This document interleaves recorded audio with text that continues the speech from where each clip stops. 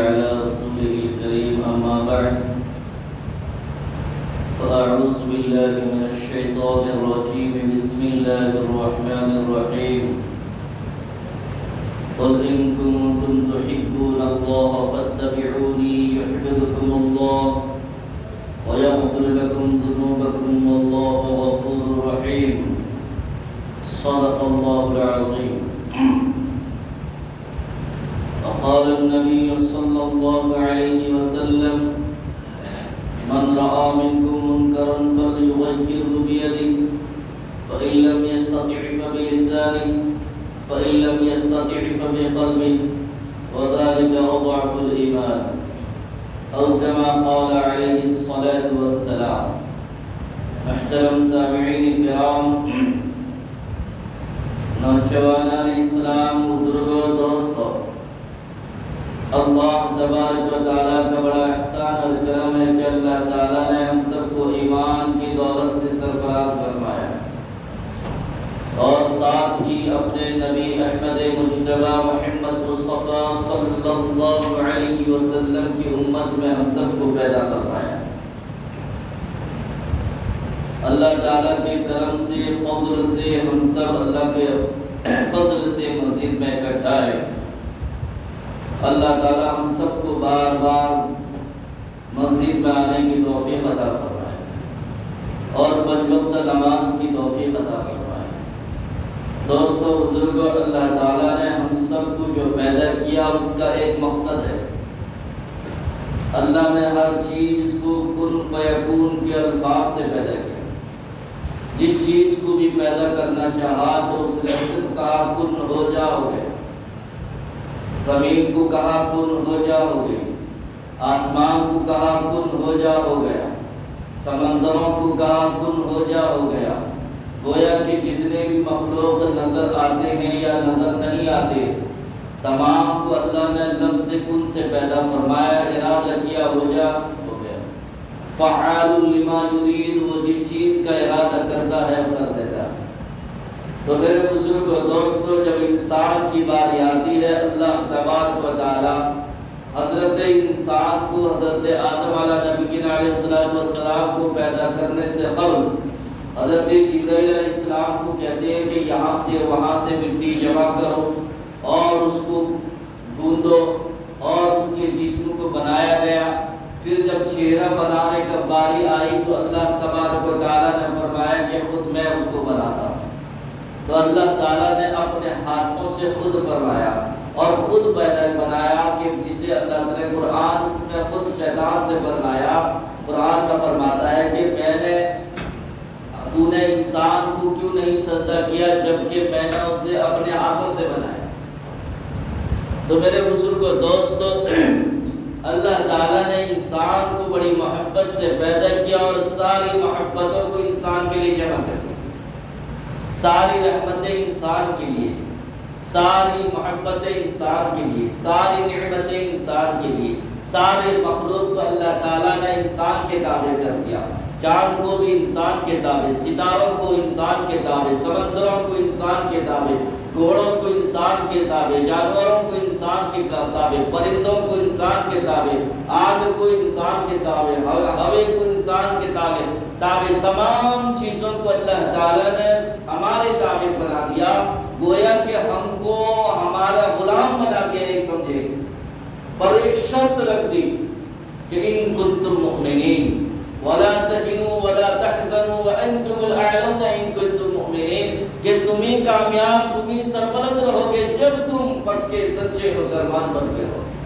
گویا کہ جو پکے سچے صحابہ کرام رضی اللہ عنہم اجمعین تھے، انہوں نے سمندروں پر اپنی حکومت کر کے دکھا دی، انہوں نے آگ پر اپنی حکومت کر کے دکھا دی، انہوں نے زمین پر اپنی حکومت کر کے دکھا دی۔ جب کوہ احد پر، احد کے پہاڑ پر حضور صلی اللہ علیہ وسلم چل رہے ہیں، چڑھ رہے ہیں، حضرت ابوبکر صدیق ساتھ میں ہیں، عمر رضی اللہ عنہ ساتھ میں ہیں، عثمان غنی ساتھ میں ہیں، تو پہاڑ ہلنے لگا، احد پہاڑ ہلنے لگا، تو حضور نے فرمایا کہ اے احد کیوں ہل رہا ہے جبکہ تیرے اوپر ایک نبی، ایک صدیق اور 2 شہید موجود تھے؟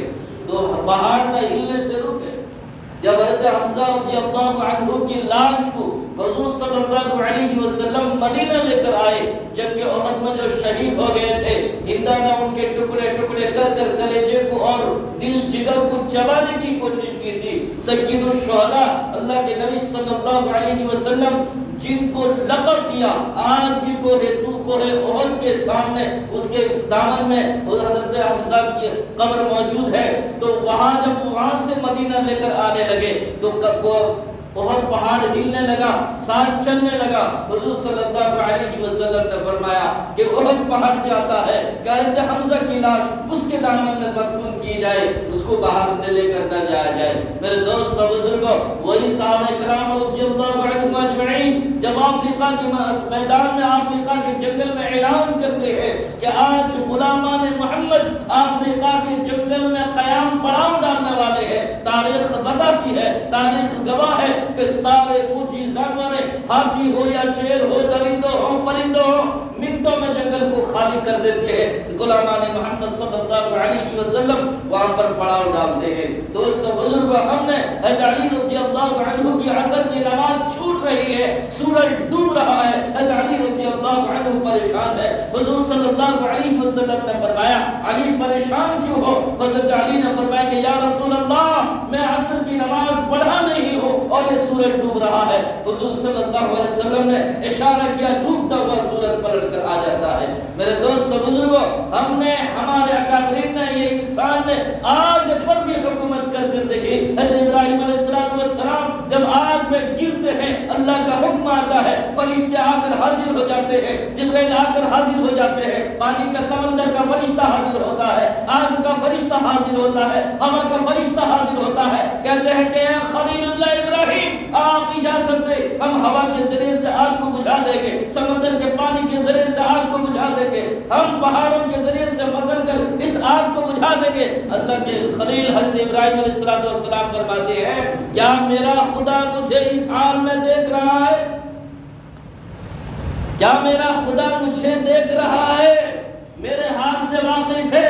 تمام فرشتوں نے کہا کہ ہاں اے خلیل اللہ، اللہ دیکھ رہا ہے۔ انہوں نے فرمایا، حضرت ابراہیم نے فرمایا، بس اللہ میرے لیے کافی ہے، تمہاری مدد کی کوئی ضرورت نہیں۔ اللہ کا حکم ہوتا ہے، قلنا یا نار کونی بردا وسلاما علی ابراہیم، کہ اے ابراہیم، اے آگ میرے ابراہیم کے لیے گلزار بن جا، نہ اتنی ٹھنڈی بن کہ اسے سردی لگے، نہ اتنی گرمی بن کہ اس کے لیے بدن سے پسینہ آنے لگے۔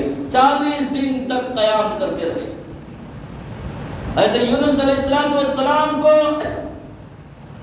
مچھلی نے نگل دیا، اللہ کا حکم ہوا کہ مچھلی اس کی کچھ بھی مت کرنا، اس کے رونگٹے تک بھی تیرے دانت یا تیرے بدن سے نہ نکل پائے، تیری وجہ سے اس کو کوئی تکلیف نہ ہو۔ 40 دن تک حضرت یونس علیہ السلام مچھلی کی گود میں، مچھلی کے پیٹ میں رہے۔ حضرت اسماعیل علیہ السلام کو ذبح کرنے کے لیے اللہ کا حکم ہوتا ہے، خلیل اللہ لے کر جاتے ہیں مینا میں۔ آج بھی حاجی جا کر وہاں پر قیام کرتے ہیں، 4 دن 5 دن وہاں پر قیام ہوتا ہے، وہاں پر قربانی کرتے ہیں۔ وہ کون سی سنت ہے؟ وہ ابراہیم علیہ السلام کی وہ سنت ہے جو قربانی کرتے ہیں، جو بیٹے کو ذبح کرنے کے لیے جاتے ہیں۔ اس مقام کو بھی دیکھنے کی توفیق ملی جہاں حضور حضرت ابراہیم علیہ السلام نے حضرت اسماعیل علیہ السلام کو لے کر ذبح کرنے کے لیے گئے تھے۔ اللہ کا حکم ہوتا ہے کہ چھری تو چل مت، چھری کو گھیس رہے ہیں، گردن پر حضرت ابراہیم چلا رہے ہیں پر گردن کٹتی رہی ہے۔ حضرت ابراہیم علیہ السلام، حضرت جبرائیل علیہ السلام انہیں پر دمبا لا کر دیتے ہیں، بدلے میں وہ قربانی کرتے ہیں۔ میرے دوست و بزرگ، اللہ نے فرمایا ان کنتم تحب، اللہ نے فرمایا ولا تهنوا ولا تحزنوا وانتم الاعلون ان کنتم مؤمنین، تم کامیاب ہو جاؤ گے۔ یہ سورج تمہاری بات مانے گا، یہ چاند تمہاری بات مانے گا، یہ ہوا تمہاری بات مانیں گے، یہ طوفان تمہاری بات مانیں گے، یہ سمندر تمہاری بات مانیں گے، یہ آج ساری کائنات میں جتنے بھی اللہ نے مخلوق پیدا کیے سب تمہارے تابع ہیں، پر تم میرے ہو۔ کھیتیاں سر سبز ہیں تیری غذا کے واسطے، کھیتیاں سر سبز ہیں تیری غذا کے واسطے، سب جہاں تیرے لیے ہے تو خدا کے واسطے، سب جہاں تیرے لیے ہے تو خدا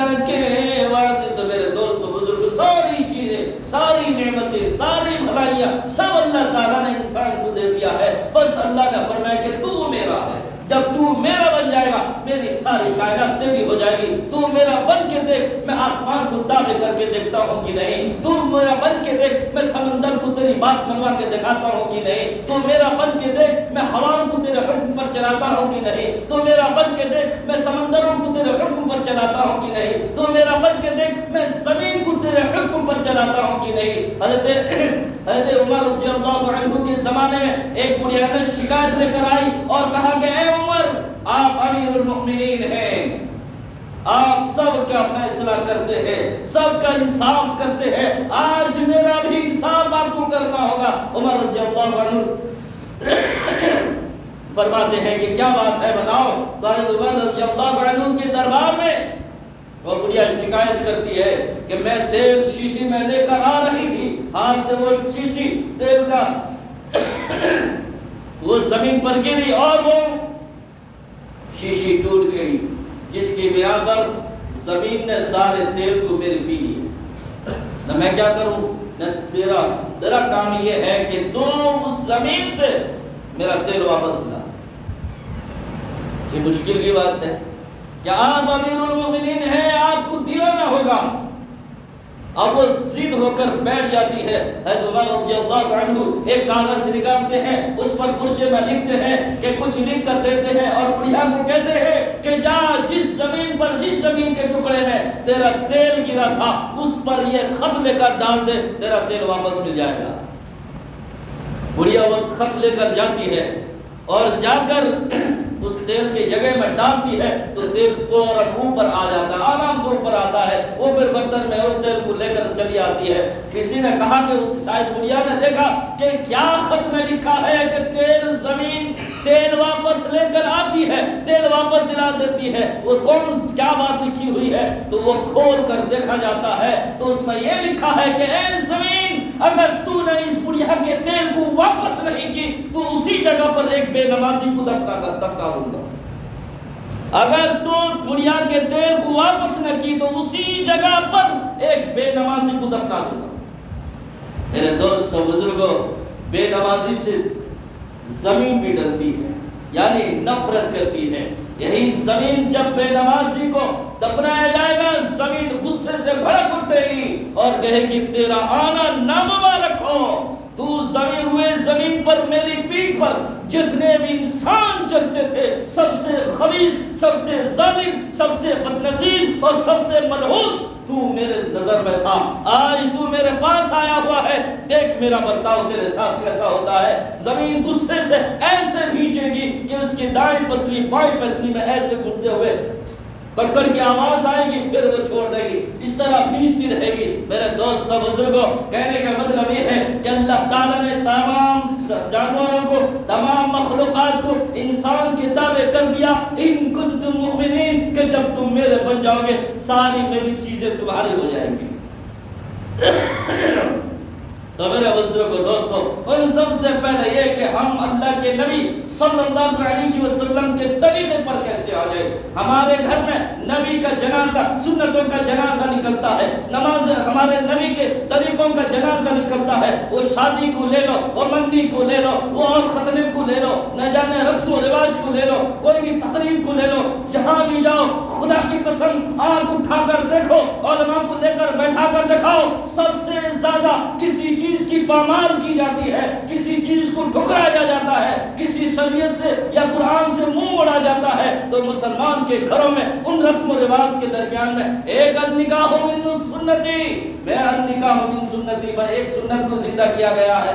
लाखों उसमें है। अबरक लगा लो, कोई हरज नहीं, मेहंदी लगा लो, कोई हरज नहीं, सेहरा लगा लो, कोई हरज नहीं, गजरा लगा लो, कोई हरज नहीं, सोने की अंगूठी लगा लो, कोई हरज नहीं, रुमाल को मुंह में ठोस लो, कोई हरज नहीं, गर्मा फटाका फुटाओ, कोई हरज नहीं, आप बारात लेकर जाओ, कोई हरज नहीं, डिबेट का खाना खाओ, कोई हरज नहीं, गाड़ियों का पैसा लो, कोई हरज नहीं। न जाने कितने कितने गुनाह को, रस्म और रिवाज को ہم نے سنت ایک نکاح من سنتی، ایک سنت کو سامنے رکھ کے کتنے خرافات کو. سب سے پہلے بہو کے گھر شادی سے پہلے ایک دن پہلے یا 2 دن پہلے لوگ آئیں گے، رات کو لے کر سامان آئیں گے. ایک گاڑی نہیں، 2 گاڑی نہیں، 4 گاڑیوں میں سامان آئے گا. کیا نوسے کے گھر میں آئے گا، بیٹی دے گی، بیٹی والے دیں گے. سسرال سے آئے گا، کیا آئے گا؟ سب سے پہلے ایک آدمی آئے گا، کیا ہے نا قرآن کو سامنے رکھ دیا گیا. پیچھے کا واٹیج آ رہا ہے، پیچھے ٹی وی آ رہا ہے، پیچھے پلنگ آ رہا ہے،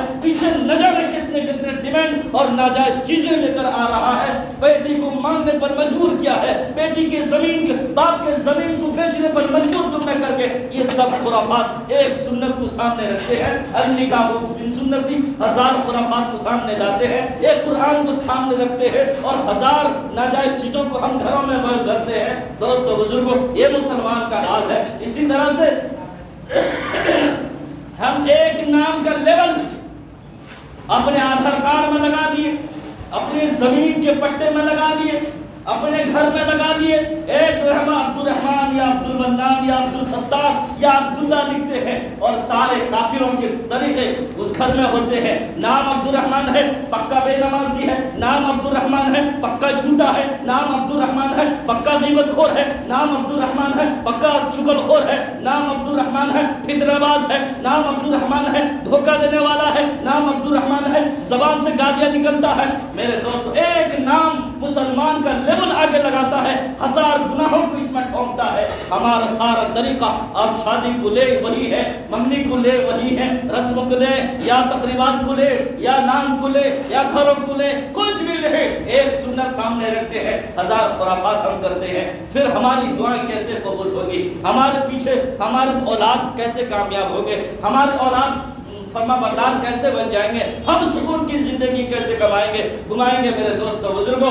اس لیے سکون تو اللہ کے گھر میں ملتا ہے، سکون تو نبی کے طریقے پر ہے، برکت تو نبی کے طریقے پر ہے، برکت تو نبی کی سنت پر ہے، برکت تو نماز میں ہے، برکت تو ساری چیزیں حی علی الصلاۃ، آؤ نماز کی طرف، حی علی الفلاح، آؤ کامیابی کی طرف، یہاں پر ہے. میرے دوستو بزرگوں، آؤ ہم سب عہد کریں کہ اللہ کے دین کو، نبی کی شریعت کو ہم کیسے بچائیں گے. ہم اپنے گھر میں سب سے پہلے سنتوں کو زندہ کریں گے. ہم اپنے بچوں کو، بچیوں کو سب سے پہلے نماز کا پابند کریں گے،